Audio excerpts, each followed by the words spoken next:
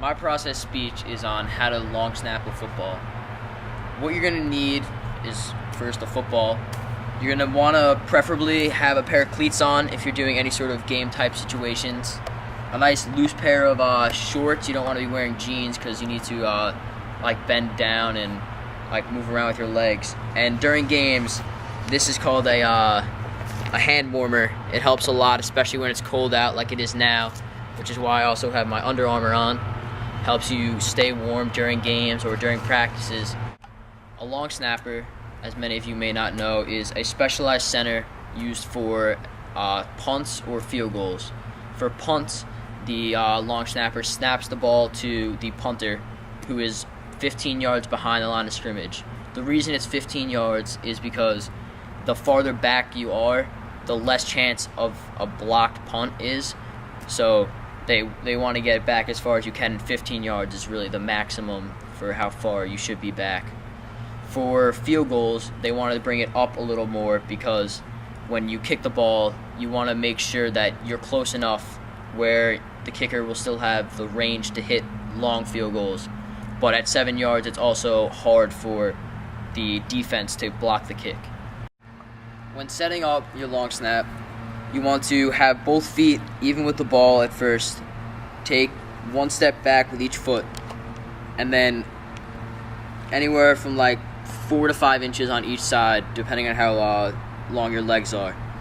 Now, with this base, you're very solid. You don't have you're not off balance at all. You can have people run into you, and you can maintain blocks.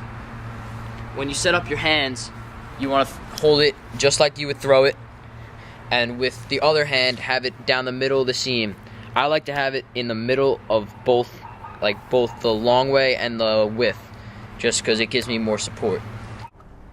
Now that you have your stance and hands set, when you're down in a stance, you want to be down like you're sitting in a chair, just like when you're doing squats or any sort of weightlifting.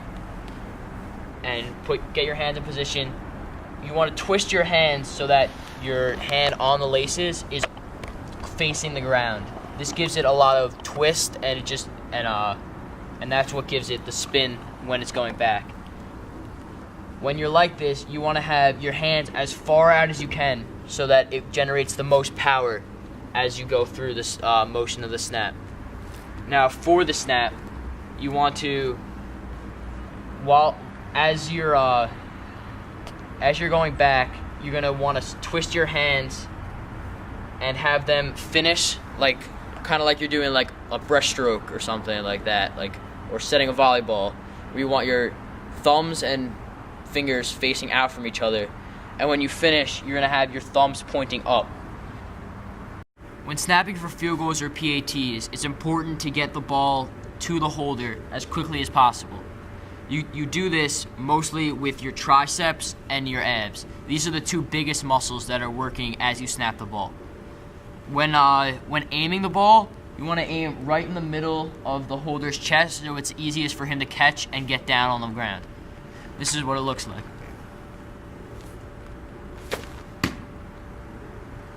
When snapping for punts, it's the same motion and same delivery, but you want to aim it a little higher just because of the distance the ball has to travel, which is double it, and because the punter is standing up and not on a knee.